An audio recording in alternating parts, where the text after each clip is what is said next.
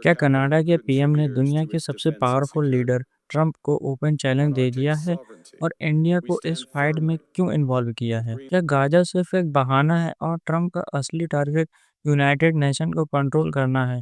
और इस गेम में चाइना अचानक से डिफेंडर का रोल क्यों ले रहा है? बहुत सारी न्यूज़ निकल के आ रही है जो आपको मेन स्ट्रीम मीडिया में नहीं देखने को मिलेगी। इसलिए एंड तक बने रहें। वर्ल्ड इकोनॉमिक फोरम डेवोस में कनाडा के प्राइम मिनिस्टर मार्क कार्नी ने एक पावरफुल स्पीच दी है जो ग्लोबल पॉलिटिक्स में नया फॉर्म लेके आई है। कार्नेगी ने डायरेक्टली अमेरिका के फॉर्मर प्रेसिडेंट डोनाल्ड ट्रंप की पॉलिटिक्स पर सवाल उठाया और कहा कि यूएस लीड रिफॉर्म सिस्टम अब धीरे धीरे टूट रहा है। ये सिर्फ चेंज नहीं बल्कि एक रिपक्चर है। उन्होंने मिडिल पावर कंट्रीज जैसे इंडिया को एक साथ यूनाइट होने का मैसेज दिया ताकि दुनिया में बैलेंस बन सके। इस स्पीच के बाद डेवॉस में स्टैंडिंग इनोवेशन मिला उनको और ग्लोबल लीडर में डिबेट स्टार्ट हो गई। क्या वर्ल्ड पावर का सेंटर शिफ्ट हो रहा है?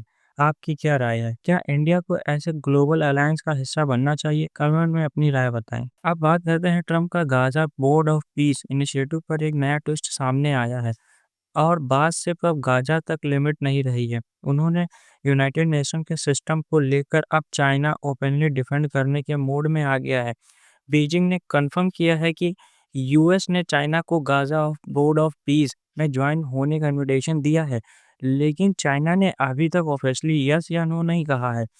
चाइना का कहना है यूएन के एग्जिस्टिंग सिस्टम को प्रोटेक्ट करेगा। चाइना ये नहीं चाहता है कि कोई भी इनिशिएटिव जो अमेरिका के अंदर आए, क्योंकि ग्लोबल पीस एक का डिसीजन किसी एक कंट्री में कंट्रोल नहीं होना चाहिए।